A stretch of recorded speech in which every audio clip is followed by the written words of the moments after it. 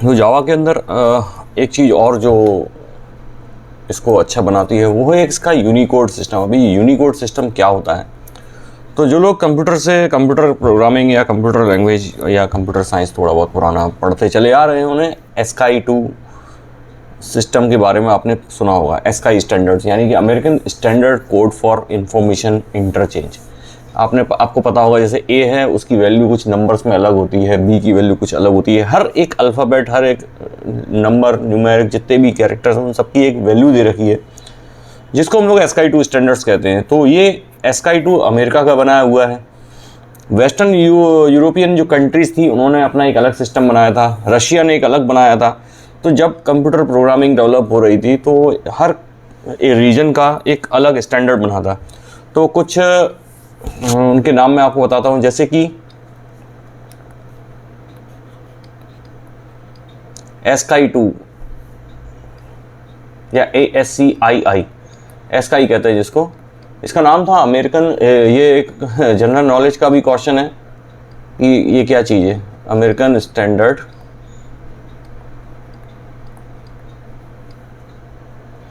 Code for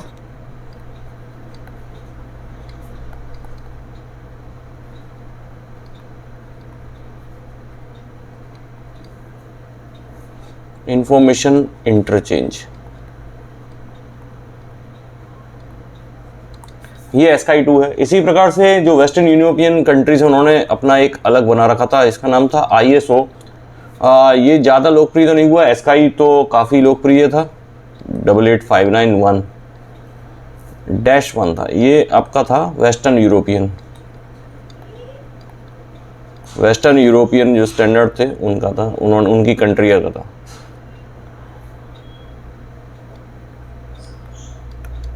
और एक जो रशिया के जो कंप्यूटर डेवलप हो रहे थे तो उन्होंने अपना कोई बनाया था, कोई 8, ये रशिया का था।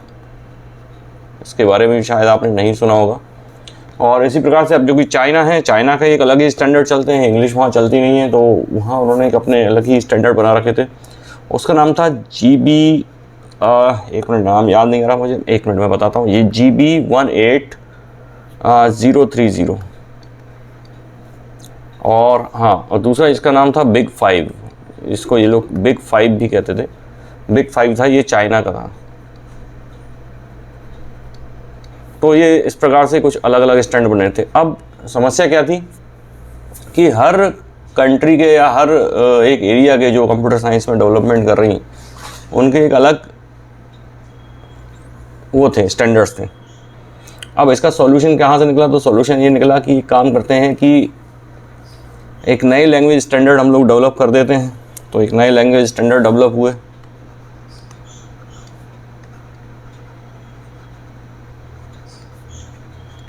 नए लैंग्वेज स्टैंडर्ड डेवलप हुए और जिसका नाम इन्होंने रखा यूनिकोड। ये चीज़ आपको पता होना चाहिए। तो ये काफ़ी एक सामान्य ज्ञान का भी प्रश्न है। यूनिकोड जो था वो इसी प्रकार से बना था। अब यूनिकोड पे चलने से क्या होता है कि अब यूनिकोड में क्या है कि जितने भी हैं सब का एक ही स्टैंडर्ड है। तो यूनिवर्सल स्टैंडर्ड है यूनिकोड, यूनिवर्सल स्टैंडर्ड। इसका नाम है इसको actually universal international standard character encoding कहते हैं। यूनिवर्सल इंटरनेशनल कैरेक्टर एनकोडिंग, मैं यहाँ पर लिख देता हूँ, यूनिवर्सल इंटरनेशनल स्टैंडर्ड